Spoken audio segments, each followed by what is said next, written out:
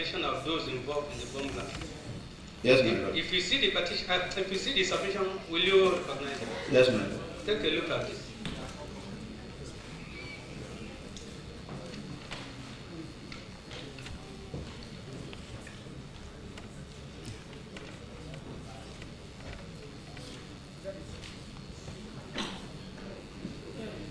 People have come here, they have read their statement, and I think it is fair for me to read my submission. Okay, my lord, I agree the indulgence of this honorable commissioner to allow him to read. Let's see you at the 7 look between the holding.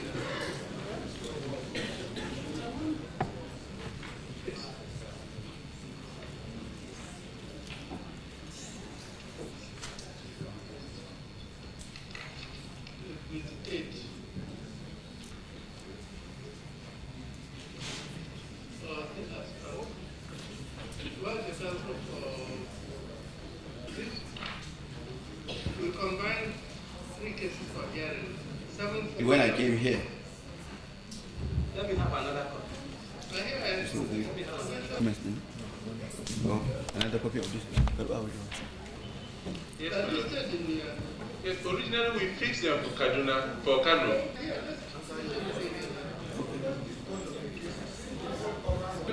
The problem we have with that, we don't have their files since we originally fixed them for Kano. I said earlier was that there are some names like Chief Petaka Adebusi, their petitions. So the woman, according to my client,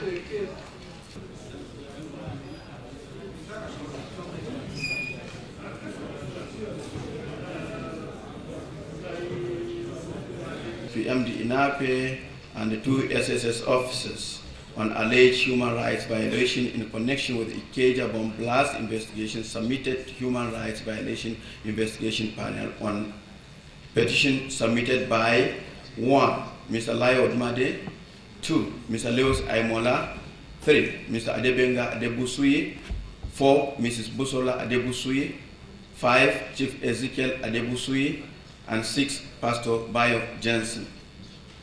General introduction. This concise written submission and refutal of the false allegation of unlawful arrest and physical torture is intended to save the time of the Commission.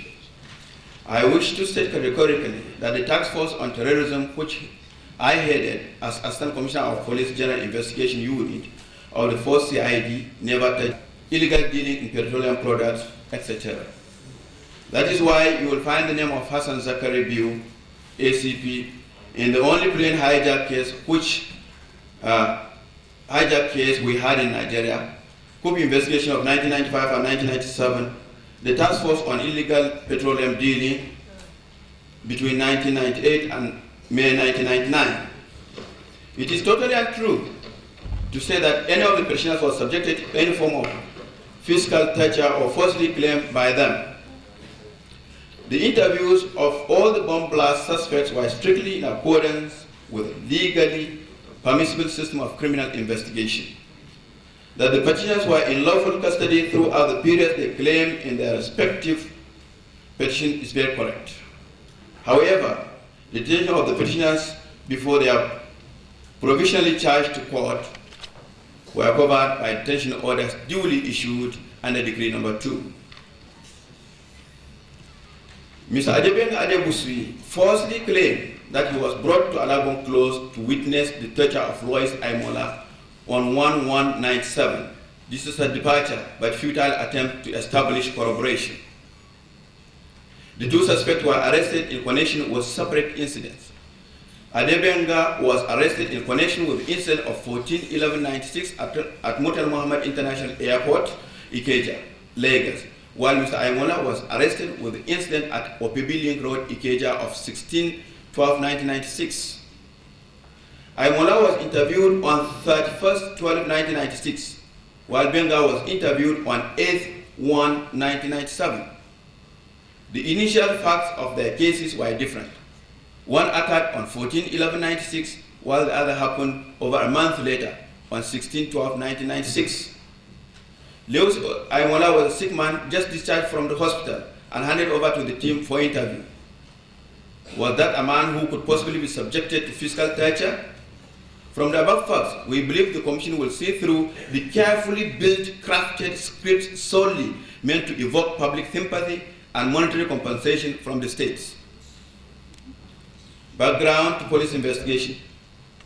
The investigation conducted during which the petitioners were arrested was carried out strictly in accordance with the legally prescribed practice of police investigation.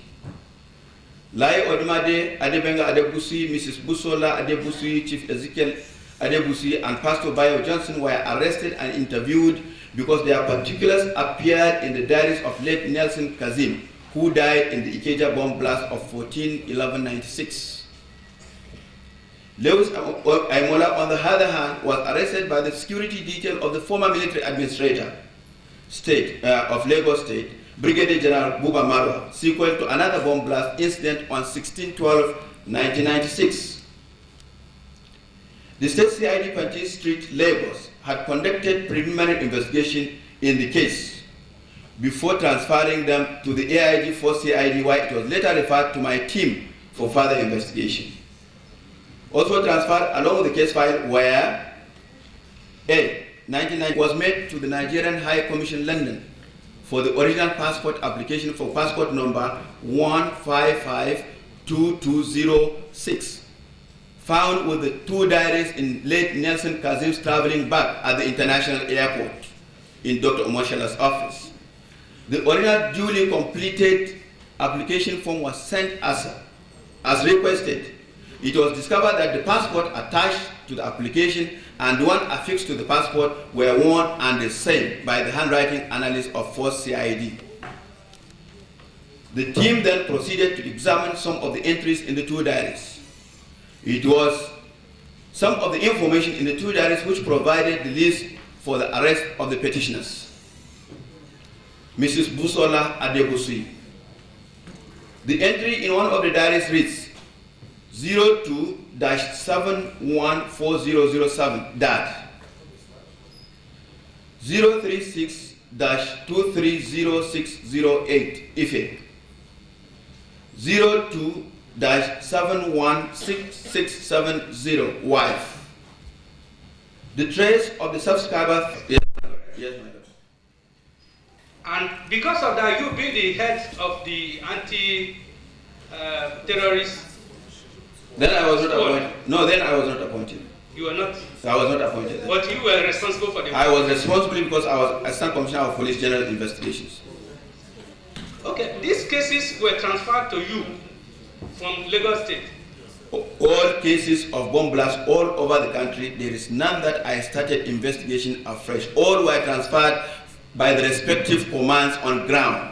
We are now talking about the three. Yes, the three were all transferred from Lagos State Police Command. Do you have anything to show that they were transferred to you from Lagos State? Yes, my Lord. I have 3 documents: letter of transfer of case file, interim investigation report dated on 3/11/96, addressed to CP Lagos State, 3 progress report dated 23/12/1996 by DC State CID Panchi Street to CP Lagos State. My Lord, he has just announced that he has 3 documents to tender: the letter of transfer, the preliminary report written by the Panchi State CID. That Did he say you tortured him there? he said he saw a man in suit. Yes. At the State CID. Panchi. Yes, he says so, my Lord. And he said also that he The was tied to torture. the bed. Where was the torture? Where?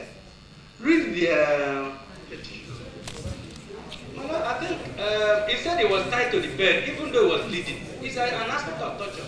I'm only trying to let the commission know that, my Lord. Silence, please. Counsel. My Lord, Question, sir. That only your client is a true witness. My Lord, that is not what I'm saying. I am aware. Please silence. Please, like I said earlier, we still intend to tender the documents. There are 3 in all.